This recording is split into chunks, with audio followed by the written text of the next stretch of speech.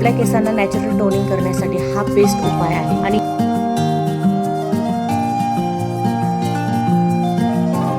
Hello friends, welcome back to my new blog.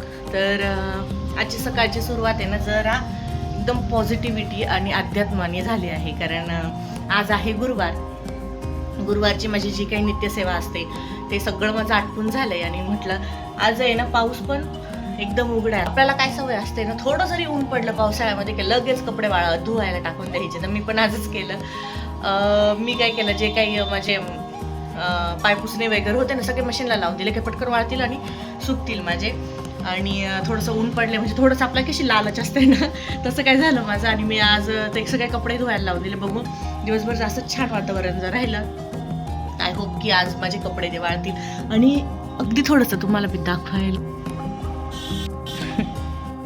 म्हणजे कसं असतं ना आपलं, आता कालच इतका मुसळधार पाऊस होता की बापरे विचारता सोय नाही। आणि आज ऊन पडले मस्त।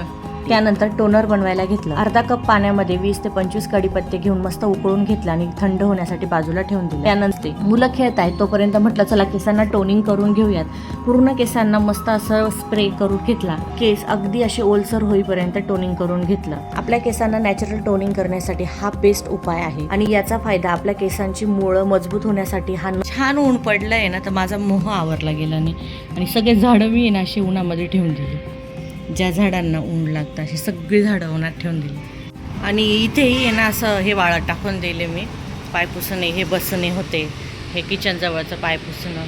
आणि ज्या झाडांना ऊन लागतं ते पण असे बाल्कनीत इथे ठेवून दिले, जे मी सावलीत ठेवले ते पावसाचं पाणी लागून। इथे माझे कपडे पण झाले, आता मी लगेचच ते वाळत टाकून देते।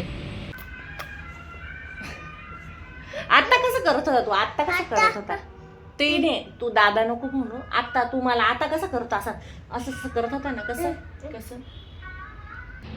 जेव्हा कधी विरांश अभ्यास करत असतो ना तेव्हा एक गंमत तुम्हाला दाखवते मी। इकडे बघा, काय करतो शोना? वा का दोघा मुलांचं असं असतं ना, एकाला जी वस्तू दिली का दुसऱ्याला ती वस्तू लागते म्हणजे लागतेच।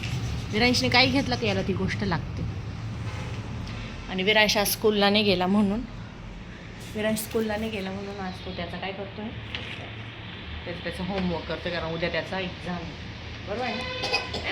कुठे लिहू म्हणजे हे झालं ना, मी ते खाली लिहू का? हो, असं इतकं पेज नाही वेस्ट करायचं। बोल, मॅम अशी बोलती, तुझी मम्मी म्हणजे की अशी खाली लिहायचं। हो, पेज वेस्ट नाही करायचं।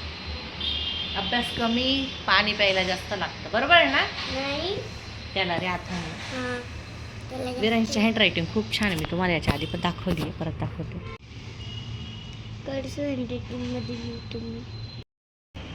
मुलं अभ्यास करताय तोपर्यंत मी स्वयंपाक करून घेते। आता स्वयंपाकात अगदी सिंपल काय बनवते, एकदम सिंपल बनवते, कारण बटाट्याची भाजी आणि पोळी। त्याला बटाटे बिलकुल आवडत नाही, पण काय करायचं, कधीतरी तर खाल्लंच पाहिजे ना। कारण रोजच चांगलं रोजच ते। आणि जरा सगळ्या भाज्या म्हणजे मुलं कुठं गेले म्हणजे असं नाटके करते नाही, जे भेटत ते गपचित खाऊन घेतात। तर भाजी झाली, चपात्या बाकी, म्हटलं आणि किचन सगळं व्यवस्थित, जितका मेस आहे किचनमध्ये सगळं आवरून घेतं।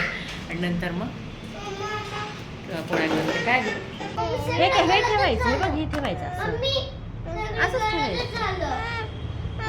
ते नाही निघत आता। काय झालं, काय केलं तू आता? थांब, बस का? माझ्याकडे असं इरेजर आहे, तू दिसत नाही। माझ्याकडे असं इरेजर आहे। 39 रुपये भेटून जाईल।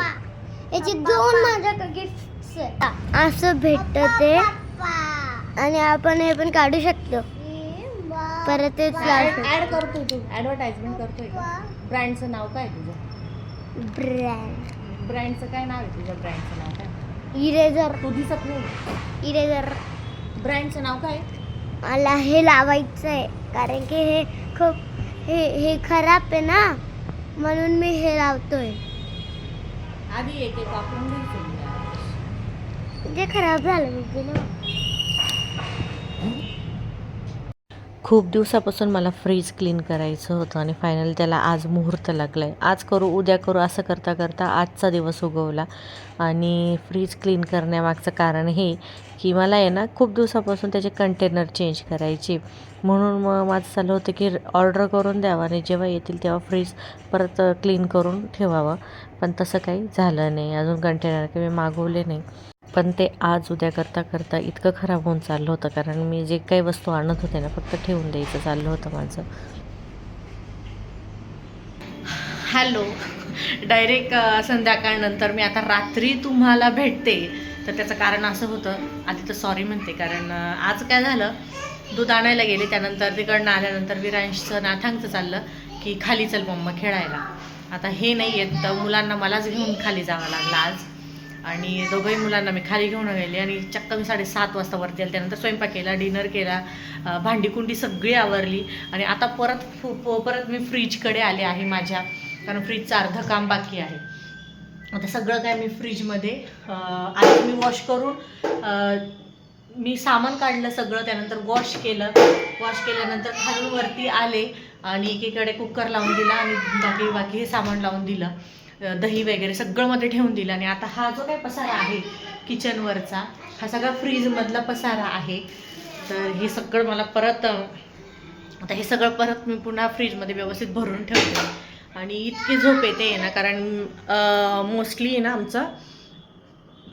आमचं 7:30 वाजेपर्यंत जेवण वगैरे सगळं होऊन जातं आणि 9 वाजेपर्यंत ऑलमोस्ट सगळं आवडतं माझं. त्यानंतर माझं बाकीचे कामं असतात, जसं एडिटिंग वगैरे, स्किन केअर, हे सगळ्या गोष्टी चालू असतात. आणि आज 9:30 वाजले, इतक्यात मी भांडे घासले, म्हणजे अर्धा तास उशिरा झाला.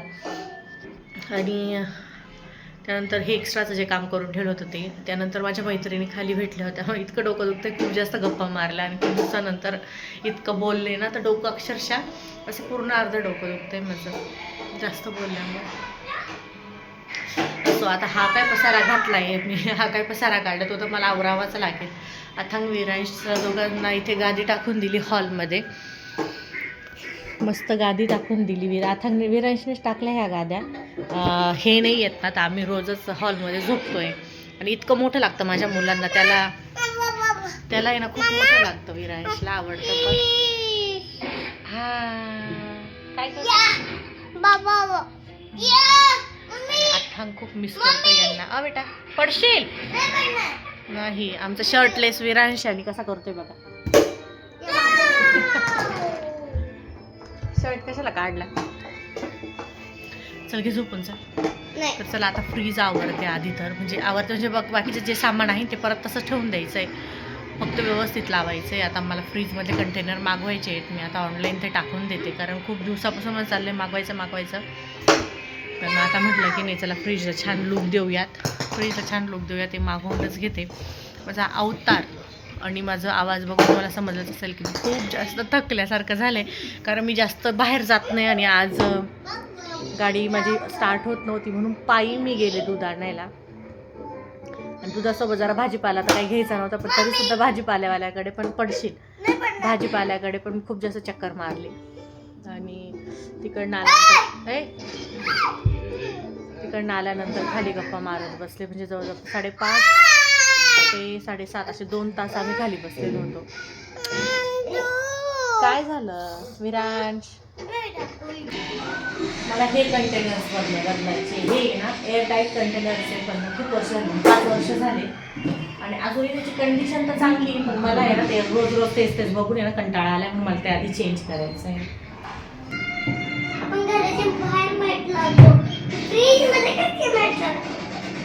मला सांगायला तुम्हाला आवडेल, हे नागलीचं पीठ आहे, जे आपण खिशीचे पापड वगैरे करतो ना, तर ते पीठ आहे. ना जरा टीव्हीचं व्हॉल्यूम जरा कमी कर.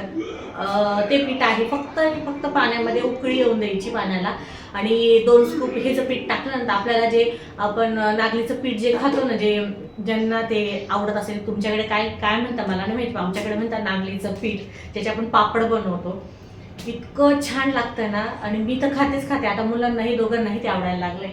आणि हे मम्मीने मला जवळजवळ 2 किलोचं बनवून दिलं होतं, त्यातून इतकं राहिलं.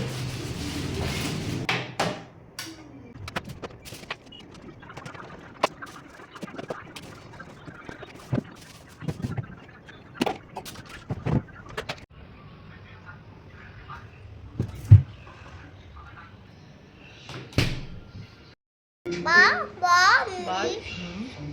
किती बॉल आहे तुझ्याकडे? 2. टू. आणि किती कोणकोणता कलर आहे? हा ऑरेंज, हा ग्रीन. बोल ऑरेंज, ग्रीन. तर चला आता फ्रीज वगैरे सगळं झालंय आवरून आणि उद्या विरांचा एक्झाम पण आहे. कोणता एक्झाम आहे? कॉम्प्युटर. हां. आणि मी केव्हाच त्याला म्हणते की झोपून घे पण त्याचा उड्या मारणं चाललंय. आणि मी आता फोन घेतला हातात की झोपायचं म्हणते ना, तर लगेच हे बघा असं असं झोप लागली त्याला. आता नाही, इकडे बाबा. तर चला आता सगळं माझं आवरलंय. आणि आजचा व्हिडिओ थोडा जरी छान वाटला असेल किंवा थोडा जरी रिलेट झाला असेल ना, तर प्लीज तुम्ही चॅनलला सबस्क्राईब केलं नसेल तर चॅनलला सबस्क्राईब करा.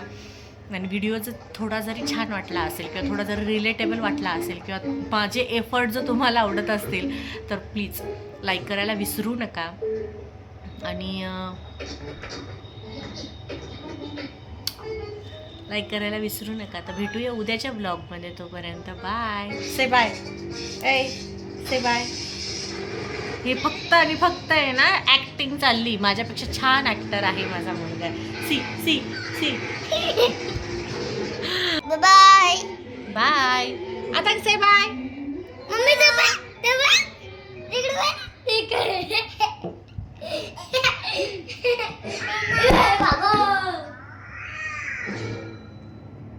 आणि जेव्हापासून एक गोष्ट सांगायची राहिली की जेव्हापासून हे फिरायला गेले ना तेव्हापासून आम्ही इथं हॉलमध्ये झोपतोय. आणि रोजचं रुटीन असे माझ्या विरांच्या टीव्ही बघता बघता झोपायला. पप्पा केव्हा येतील. तर बाय कर. Bye. Good night. Good night.